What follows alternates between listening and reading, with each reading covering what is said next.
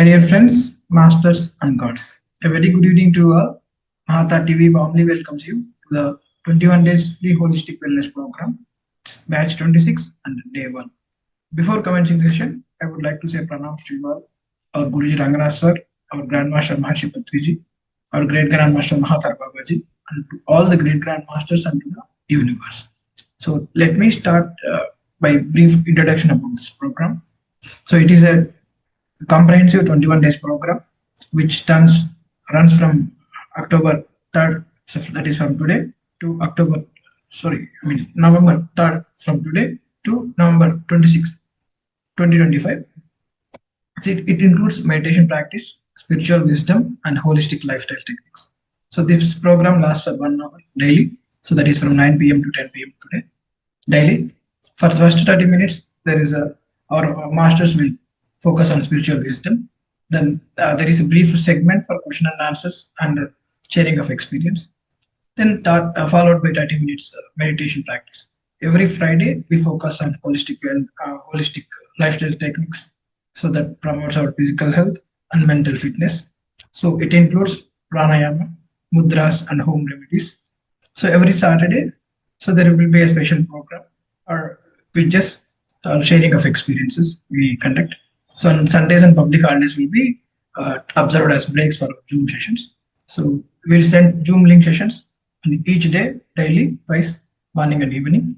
The link will be same and remain active for all the 21 days. So this is brief introduction about this our program, 21 days program.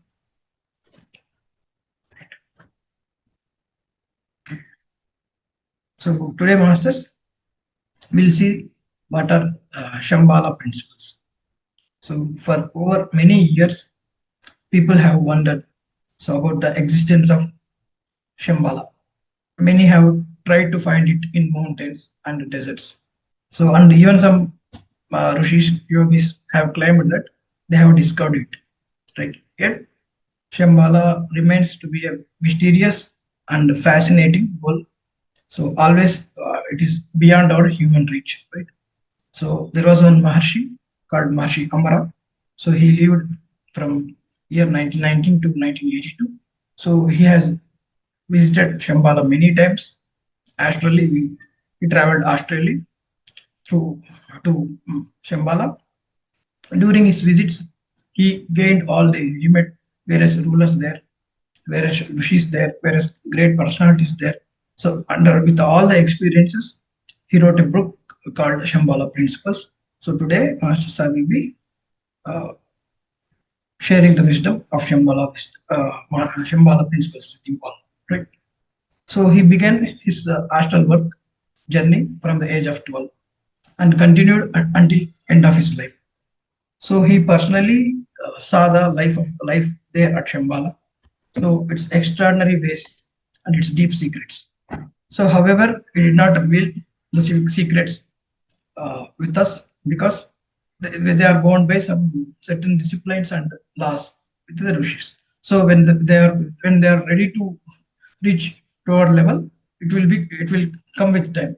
Until then, we have to grow high to that, reach to that level. Right? Maharishi Amra explained that world today is not ready for that principles. Not yet ready to know the secrets. So when humanity becomes purer and more prepared to understand the lives by its higher ways, so Shambhala will open its doors to us. So and share its wisdom and its secrets with us.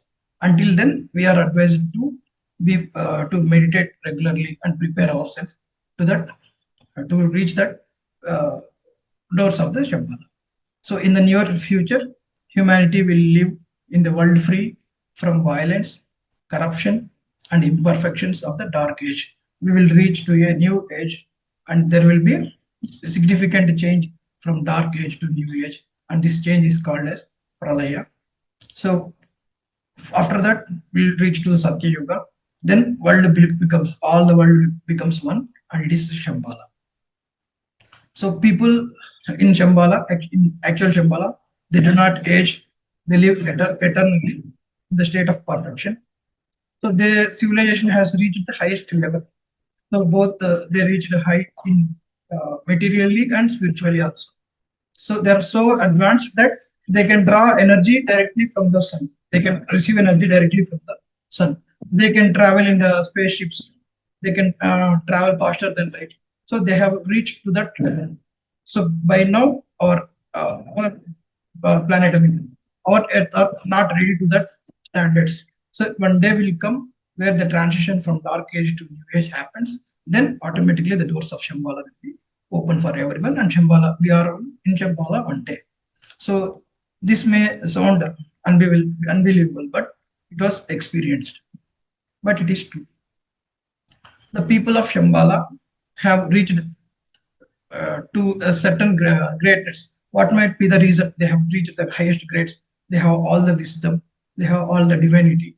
So, what is the reason to reach to that heights? So, because they followed certain principles. These principles are called Great Shambhala principles. They seem very simple and they seem familiar to all of us, but in actual practice, they are very difficult. Right? Many years, rishis tapas with a deep spiritual effort lie behind each one of the principle. So the ancient rishis meditated for years and realized each principle as a direct path to the perfection, which is divine. So they practiced these principles first, and then they taught us to us. Then they taught us to the people of Shambhala, so that people of Shambhala reached to that heights. So Maharishi Amara taught this principle to us also. So seeing that the time has come for all the humanity to practice them to reach to the state of Shambhala. He said that if a person practices each Shambhala principle perfectly, then there is no need to for meditation also. So that's such great principles they are. So they need no need to do meditation also separately, because the person already attains the highest level of divinity with that by following the principles only. So there is no need to cleanse your body. There is no need to cleanse chakras, or there is no need to meditate. So if you follow this principle perfectly, then you are in a highest level of divinity. So then let's know the origin and location of Shambhala and brief introduction about Shambhala. Shambhala is said to be somewhere in the Gobi Desert in near Himalayan region. So long ago, it was called as a Shama Bala. So which means Shama means black, Bala means boy, black color or dark colored boy. So this name was given by Markandeya Maharshi. So he was believed to be Chiranjeevi, the seven eternal Chiranjeevis, right? So Markandeya Maharshi, he gave that name. So thousands of years ago, so when Earth was covered with floods, Markandeya Maharshi had a divine vision of a dark colored boy floating on the leaf to that very place called Shambhala now. So he realized that soon that land would become a land would appear there. When he named it as a Shambhala Island, Shamabala Island. So over that period of time, the name Shamabala turned into Shambhala. Right. So the exact location of Shambhala is not known to everyone till today, but spiritual masters or higher gurus can reach there either astrally or through physically also. So from even the masters from Shambhala also will try to connect with us. So when they seek, when they really want to share the knowledge or experience, or they want to transfer power, or they want to warn us, they can contact us directly. But we cannot go there until we reach to the higher levels. So these gifts are not, so whatever the principle knowledge we gain, so these are not for personal gain. So these are all benefits for humanity. Those who are ready to receive and preserve that wisdom until others are prepared to receive. This is spiritual law. This work like this only. And now we see Shambhala is known as the city of light, because their people are high, they have high wisdom, they have high power of divinity, and they also guide the world through transition from dark age to new age. And they over a period of time, all the world becomes Satyuga one day. It may undergone through process of pralaya also. So with all this, we can say that it symbolizes city of light. Now we'll see what are the seven principles, what made them to reach to that height, that level of divinity, highest level of knowledge and power, what made them. So there can be divided into seven principles. So each given by each behind each principle, there is a lot of meditation and groundwork by rishis, different rishis. So let's break it down, masters. So who gave them? All the seven principles are given by different rishis only. So how to practice and what are the benefits we'll see. So these principles are given by rishis through over a period of time with deep meditation practice and all. So they discovered with they discovered all these principles with deep meditation only. So while searching for simple and direct ways, you can reach to the state of divinity. These are the true. So let's see what are the principles, right? First principle. The first principle was given by Maharshi Vishwamitra Maharshi. So first principle is spreading Ananda. Truly, Ananda is not the happiness. Ananda is, it is not the physical Ananda, not what we believe is Ananda, happiness. It is not Ananda. So the principle was given by Vishwamitra Maharshi. So Ananda means a special divine energy.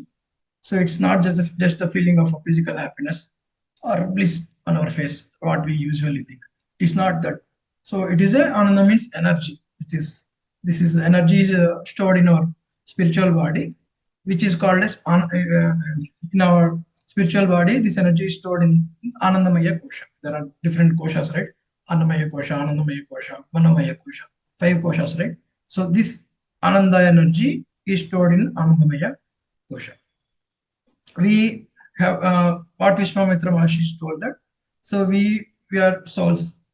Actually, we live within the divine field of divine energy. The first principle teaches how to bring out that energy from our spiritual body and spread it around us. So there is a technique for that. We will do that. So when we bring this energy, the energy within out, it starts fills up first. It starts filling from our inner bodies. Then it starts filling your intellectual body, then mental body, then physical body, then around us. So what we have to do is spread Ananda, which is in the form which is stored in the Anandamaya kosha. Slowly, it should be transferred from. It should fill in the inner body first, then intellectual body, then mental body and physical body. Slowly throughout, it should spread all around the world. So there is a technique for that. So which Maharshi gave, Vishwamitra Maharshi gave. The technique is just sit prepared in a meditation pose, clean and like what we do in meditation, Sukhasana. Just sit in a meditation pose. Should be clean and quiet place. Should sit in a clean and quiet place. Preferably sit on a mat. You should be facing east or north. So these are the instructions. Then slowly relax your body. Relax your body. Breathe in slowly. Breathe out. Slowly do this for few minutes. Breathe in. Breathe out. Simply observe your breath. Now imagine this divine energy as bright golden light. Don't try to see it with your eyes, just imagine it. Imagine the divine energy as a bright golden light that is within you. Visualize that, just imagine that. Visualize that the size of that golden globe is just about your fist size.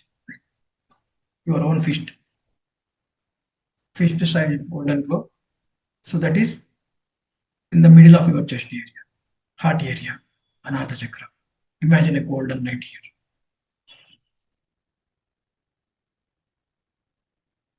Now slowly imagine that this golden light coming out of this globe and it's trying to fill your intellectual body. Imagine that. Now also imagine that the size of this golden globe, that which is situated at your heart chakra, anartha chakra, this slowly growing bigger. It is becoming a larger. It is surrounding it. It is spreading all over your intellectual body. Now try to imagine that this light started filling your mental body. Size of your fist-sized golden globe, golden light, bright golden light has grown largely, and it spread all over your intellectual body, then mental body, and physical body. Now visualize another golden light that is filling your physical body. Now imagine these two larger globes individually. Larger two globes. One is from your mental body, the spiritual body, and another is from your physical body.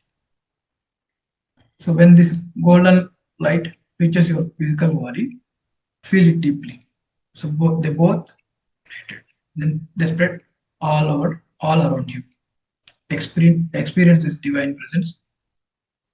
You can feel it, peace, grace. So enjoy this feeling completely. Now imagine this golden light which is spreading around you, slowly filling your room wherever you're sitting. It started spreading around your room now. Then completely it started spreading around your home, then locality, then country, and finally the whole world. Now experience the whole world is filled with the divine golden light that is spreaded from your heart chakra. So this is the procedure. This is the first principle, spreading Ananda. So you can practice spreading Ananda anywhere and anytime. You can it's about imagining a golden light started growing from your heart chakra and spreading all over your intellectual body, spiritual body, physical body, your room, your house, your locality, your state, your country, and the whole world. Start visualizing that. So it can be done anywhere and anytime while sitting on the bench or while traveling, or you can lying on the bed or resting. You can do anytime, anything, anywhere. So all you need to do is imagining the golden light coming out from your body, chest part, and spreading around it. So this is you can do this procedure daily, everyday practice. It's everyday practice. So there are special ways to deepen this practice. So along with the spreading Ananda, you can follow certain special attitudes, right? That transform from your heart, from ordinary human beings into beings of the light. So ordinary human beings turned into a light. So with this, these are the special ways of with the deep practice you can experience that. So you are not a physical body, you are a form of light. With the deep practice it will come. So always try to be calm in all levels while spreading. Always try to be calm in your body, your mind, and intellect, and maintain a gentle smile always. So these are only two instructions. Now, what are the benefits of practicing this first principle? So if you practicing first Shambhala principle over a time, it helps us to become a perfect human beings. It leads us toward the Godhead. It also establish harmony with people around you and your surroundings. So there will be no enemies So because there are also you are spreading ananda everywhere, right? So you can have a good health, stronger health. Your thoughts will be in clarity, and your communication will be more no, in clarity, no confusion, no inner and outer conflicts. You can radiate peace everywhere by practicing first principle, spreading ananda. We can vibrate with the peace and divinity. So then comes to second principle. This was given by Karma Maharshi. So it is of instead of first principle, what we do is spread ananda. In the second principle, spreading love. Love is different from what ananda, what we think of love. It is love is it's a soul's finest vibration. We call it as. So same procedure is same. So it expresses itself as purest emotion and the noblest thought. How to practice it? So same, just like first principle, that one can be practiced with meditation or anywhere or anytime. Just visualize your inner bodies. So imagine spiritual body around that intellectual body, around that mental body, around that physical body, as globes within each other. So firstly, spiritual body surrounded by a big globe, intellectual body, surrounded by another globe, mental body, and surrounded by another globe, physical body. So these are within each small globes followed by big globes, right? So these are within spiritual, intellectual, mental, and physical.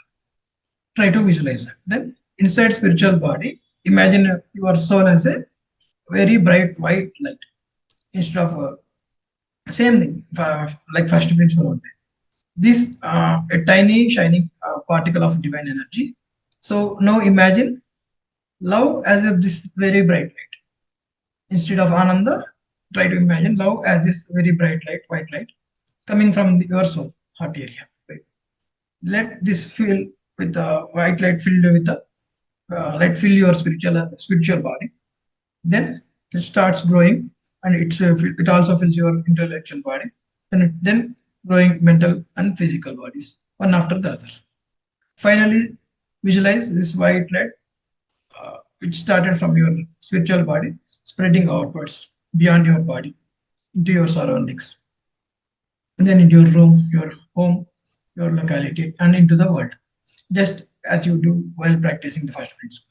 So instead of ananda, we are doing this for love. So in addition to the love, through meditation, we, we can live with the attitude and actions. So what are the benefits for this? You can love all, hate no one. You can forgive anyone. So you cannot judge anyone. So you can respect every person. So you can relate to each other levels. We can relate each other to soul level. So we see the soul because they are also light. We are also light. So we can relate each other persons in that way. There will be no enemies because always spreading love, right? So even plants and animals also try to respond to your vibrations because, as I already said, love is the purest form of vibration. So you can feel that vibration. See, even plants and animals try to respond to your. They can respond positively because they vibrate, right? So also you can experience deep peace.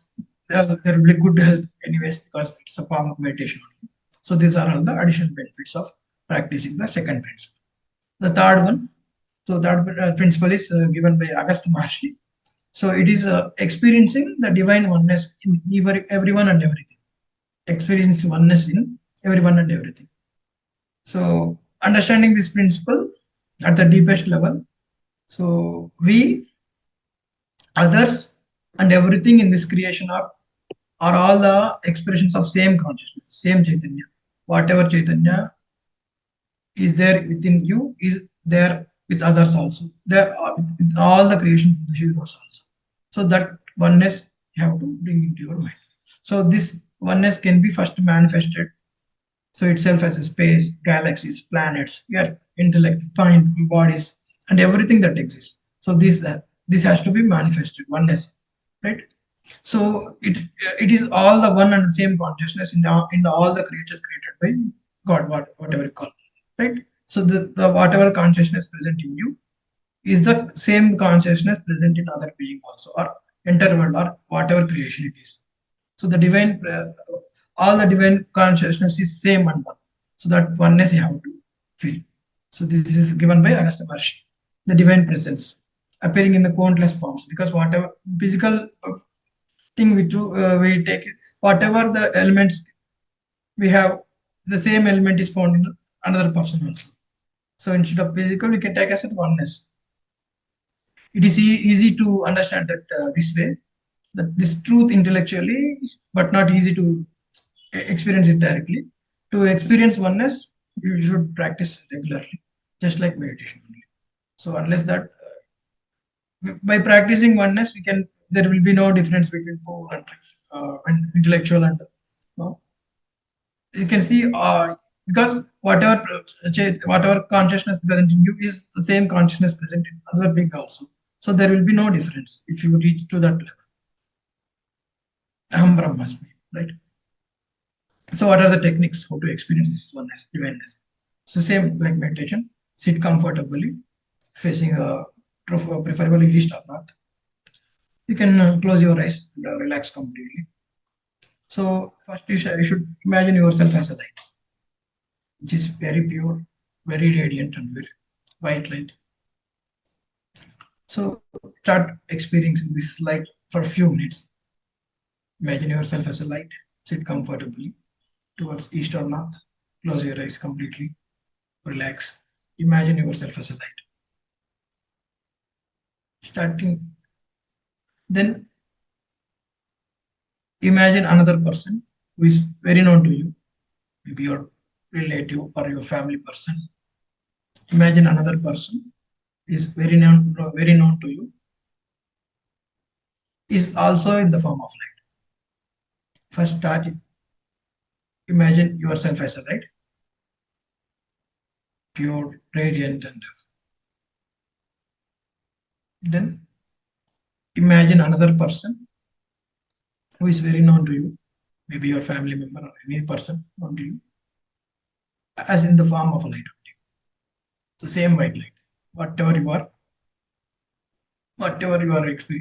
imagining, try to imagine for that another person also. Try to experience it for a few minutes. Now, start visualizing both of you as one light. Now visualize both of you as one light. They started merged and united. Feel this oneness deeply. Now, try to expand this imagination. Visualize with all other human beings, like all your, for example, your family members. For example, I'm imagining myself as a light, and I imagined my mother as itself as a light. Then we both, merged. Then I started imagining all my family members as a light. Then they are merged. Now expand this imagination to other human beings. Slowly, these human beings grown into everything in the creation, all merged into a form of lights as the same divine light. No difference. Each one of being is light. Now start experiencing this light as oneness.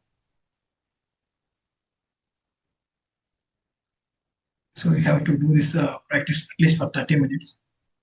So the longer you stay in this experience, so the better and deeper it comes. So this is a simple technique which leads you to the state called Nirvikalpa Samadhi, the highest spiritual experience one can feel absolute unity. So when you practice this, so there is no need for a separate activation of chakras. There is no need of performing cleansing process. There is no. So it's everything happens naturally when you reach to this Nirvikalpa Samadhi state. Agastya Maharshi told this technique, spreading oneness. So there is no simpler or shortcut method. Only through practice only we reach. So he also gives special instructions.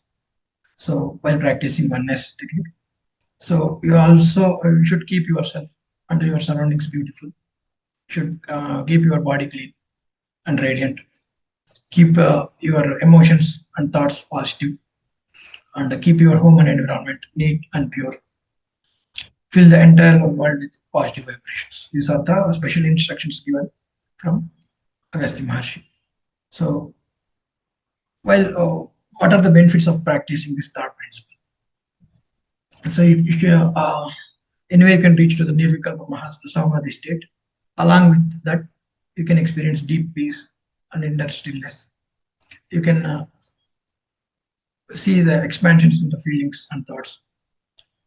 Chakras will be awakened, and the power and wisdom to the divine consciousness is within us. You will start believing that, and you reach a natural state of love, harmony, and unity with all the beings. So these are the benefits of practicing this third principle.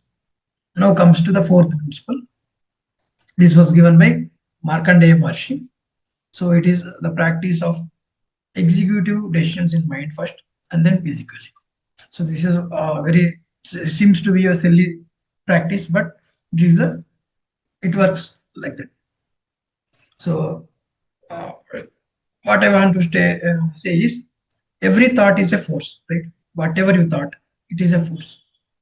Since this thought or force have a small field of energy. Whatever comes to your mind, thought, it has a small field of energy.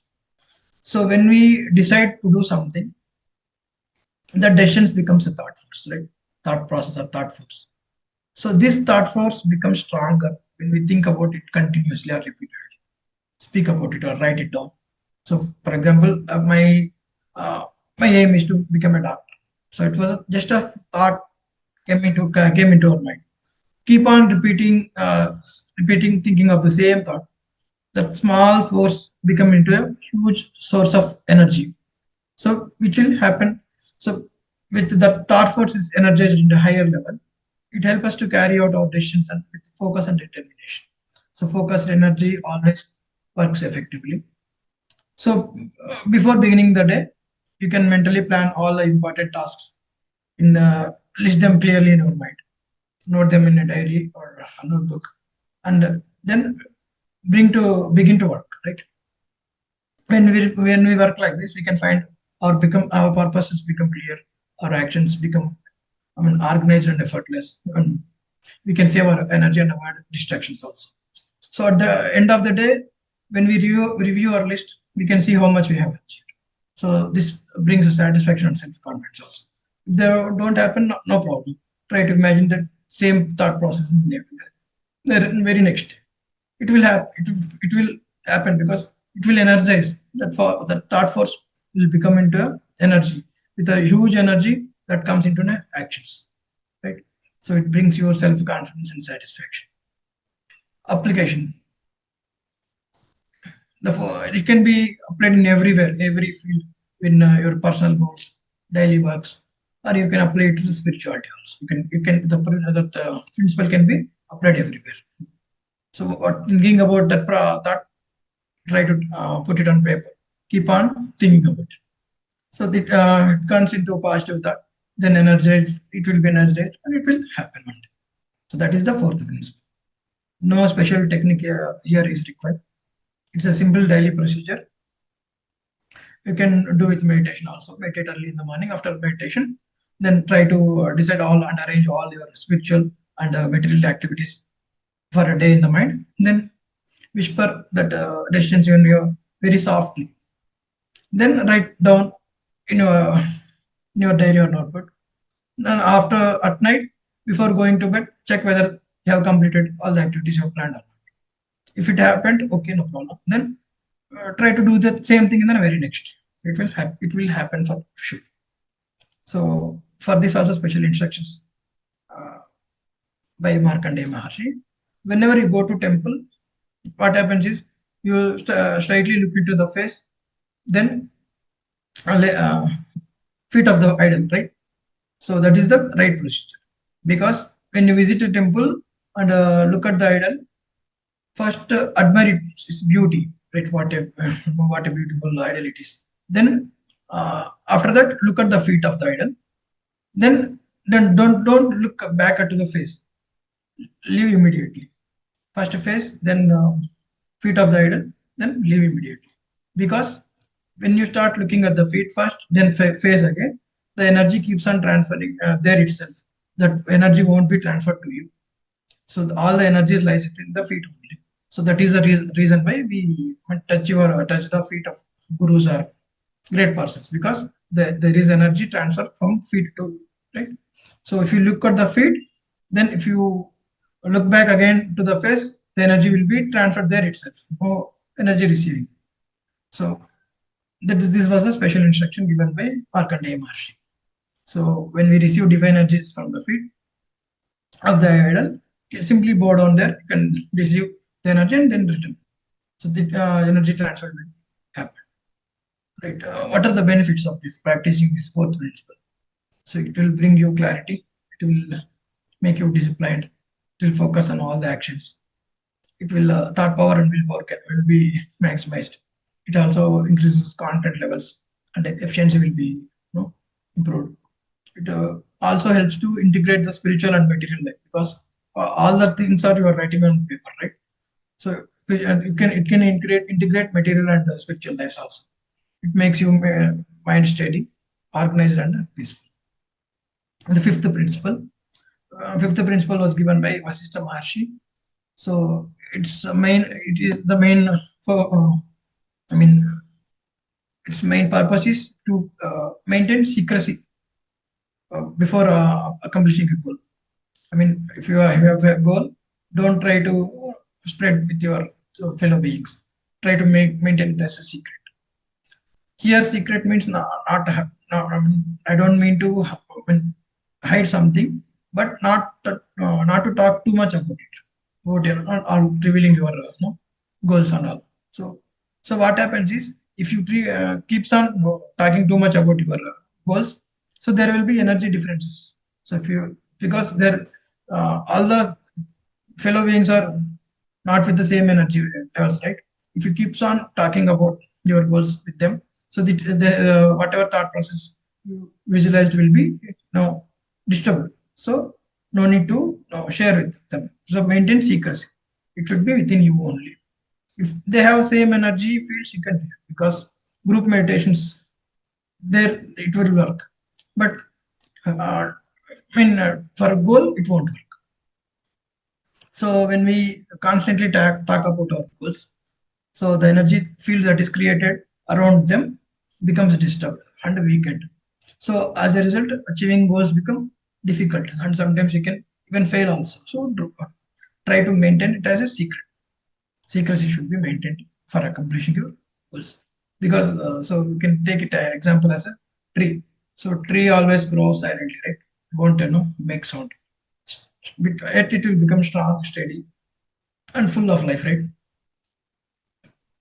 How to practice this? So there's no special technique.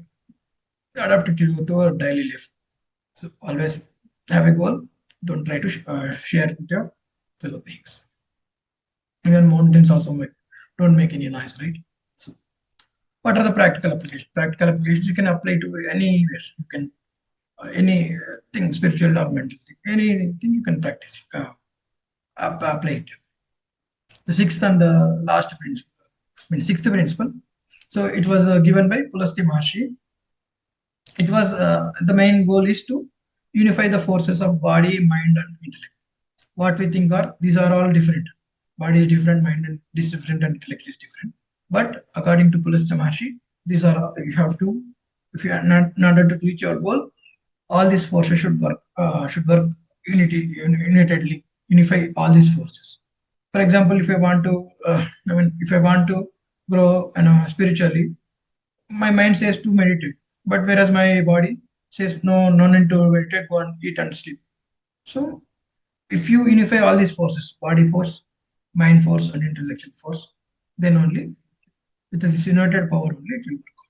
So each one works according to their own desires and interests, right? If you unite them, it will work for you, right? So the lack of harmony divides us, our inner energy, and creates confusion and weakness, right? So when there is no common focus, these three will divide. So unite them. How to practice it? So the best way to unite all your body force, mind force, and intellectual force is through meditation only. So when we meditate, all three gradually come into alignment, and it will work with harmony. So sit in a meditative pose, lets your body relax, your mind calm down, and your intellectual focus on the divine. For all the three, body, mind, and intellect, work together as one team, because teamwork works. Divine consciousness will lead to you divine consciousness. Then the last and seventh principle, it was given by Mahashis Pulahu and Kratu. So what is the main motto is to draw the lines of contentment. So unless we draw the line, what is the contentment means? Unless we learn to draw the lines of contentment only, we'll keep on chasing the material goods like endlessly. For example, so there is nothing wrong in working for comforts or wealth or security. So these are necessaries of our stable life, right? But once we have them in abundance, just don't try to think of it. We must start turning our attention and energy to the next level goals, spiritual goals. For example, I mean, I mean, if I'm fond of cars, if I had a car, then move on to the next stage. Don't try to think on the cars only, because it already reached, right? You have to set the limits. You have to draw the lines of contentment there. So there should be a balance. The key is balance. So always there should be no attachment. It's a state called vairagya. So free from attachment. So, but it is nothing wrong to have comforts, wealth, or security in your life, but you have to move on to the next levels. So no attachments, I need to say. So vairagya doesn't mean renouncing or throwing all the material things you have, and simply means drawing all the lines of contentment and move to the in a tough like living like sadhu or sannyasi. It is not like that. Right? So there should be no attachment. So that is what I meant to say, masters. So this is sufficient for my needs. So no, just let me focus on the higher goals. That is what I have to think in your mind. How how to practice it? So it's just a way it should be adapted. It will come with a practice. So finally, I want to conclude, masters. So Shambhala is not a myth. So it is a reality. All the principles, Shambhala principles, were given by rishis. So these seven principles. So these each principle have different vibratory levels. It will make you to reach the higher vibrations and a higher consciousness of energy. So when we rise our vibrations to that level through purity, through meditation, through practice of Shambhalas principles, we can enter and experience the Shambhala ourselves. We will become Shambhala one day. We will live in Shambhala one day. Until then, what you have to do is maintain the simplicity, practice meditation. So if the doors are open, they will open for you. Until then, you have to practice to reach to the level. So in our future, our world is Shambhala. So that is the destiny of each and every humankind. So that is what I want to convey, masters. Thank you for giving me this opportunity.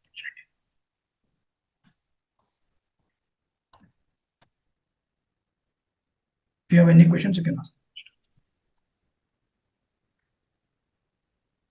So thank you for giving a wonderful explanation of on different types of methods of doing. And first and foremost thing that we have to understand is in life, what is happiness? Okay, happiness is a state of mind which doesn't require or require external things. Though I might have crores of rupees in the bank balance, but if I don't have happiness, what is the use of this life? There is no use of this life unless and until okay, there is at a particular point of time, no, a man has to come to a particular point. He has to be satisfied.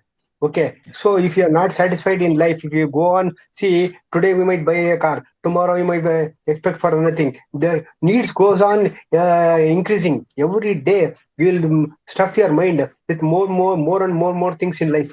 So so what we require at a particular point of time, we have to have happiness. Happiness is only, it doesn't require external things. So we have to be happy with whatever we have. That is very important, sir. And in life, we have to be satisfied with and contented with whatever we have. Then only, and we have to live a simple life. Okay, though everything is there.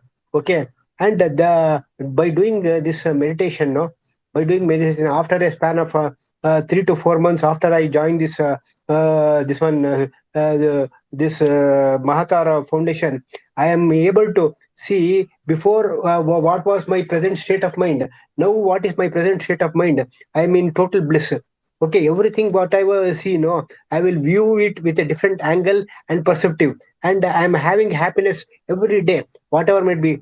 First and foremost is I had lot of angriness that has been controlled, and every person of you know whatever he asks me, I'll be in a position in order to satisfy his needs and give an explanation of to his level. I will go to his level and explain to him what is the problem. Okay, tell me what is your problem. Then I'll solve the problem there and then and there. People are very happy, and the surroundings are also happy with by doing meditation for a long time. No, the whole atmosphere is filled with positivity, where all the people will live with happiness.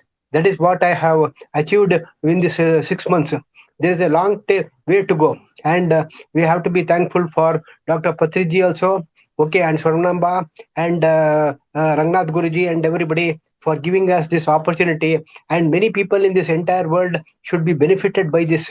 If they are benefited, everything, the world will be peace. There will be no war only.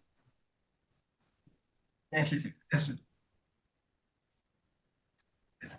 Thank you, sir. Thank you, sir. You Thank you, give sir. me a Thank you, very sir.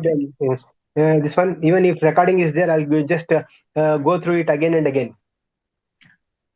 Yes, sir. It is recorded session, sir. And what masters we have, sir? Meditation 3 o'clock, Brahmani Muhurta meditation we are having. We are really blessed in order to be born in India and having all these opportunities. And people have given, and Raghunath Guruji has given this opportunity for us in order to do meditation. And there will be a lot of, we have a lot of change from Yes. whatever we were before. And today we have a lot of changes, sir. Yes. Thank you, sir.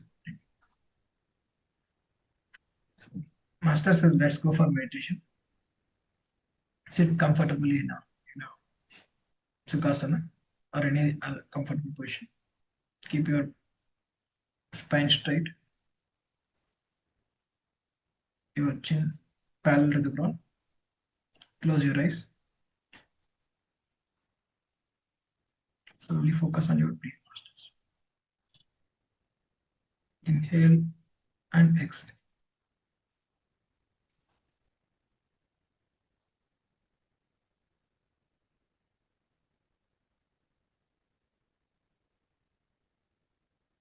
Keep your hands clasped. Just rest them on your thighs. You can cross your legs if you are sitting on a chair.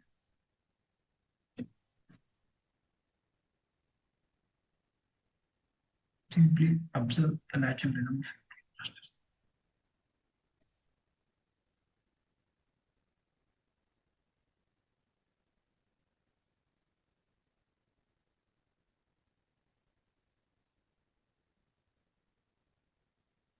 Focus is not control your breath, but observe it with mindfulness.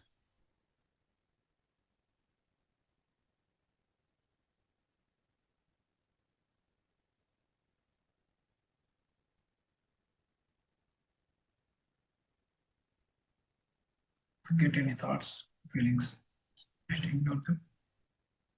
Gently return your focus to the breath.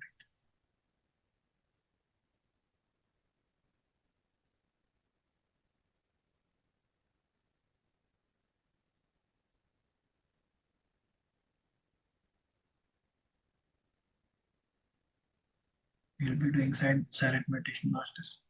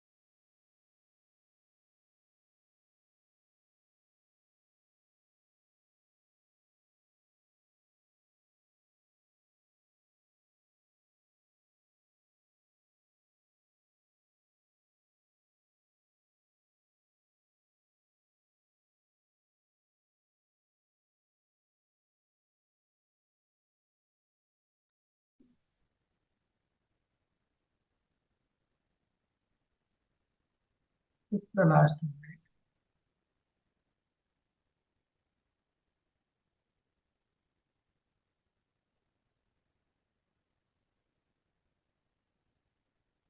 Feel the breath coming in and going.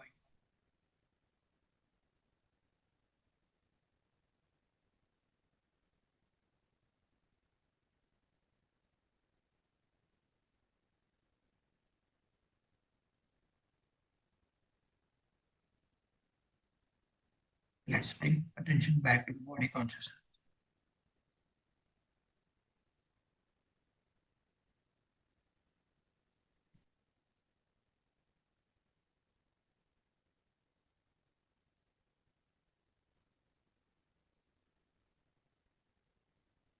The last 10 seconds.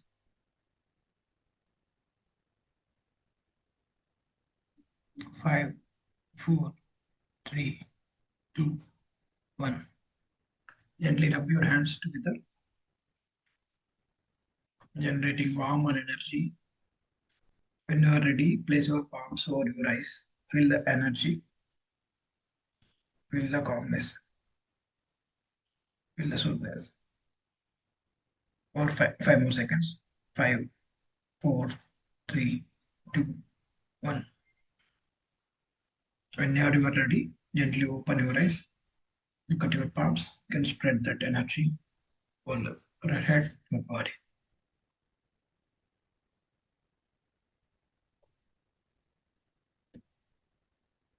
We have completed wonderful meditation masters. Well done. So let's thank Universe and Mahavatar Foundation for giving us this platform to learn wisdom from many masters. And let's thank all the masters who have attended the session. Thank you all. Please don't miss the session tomorrow. See you all tomorrow.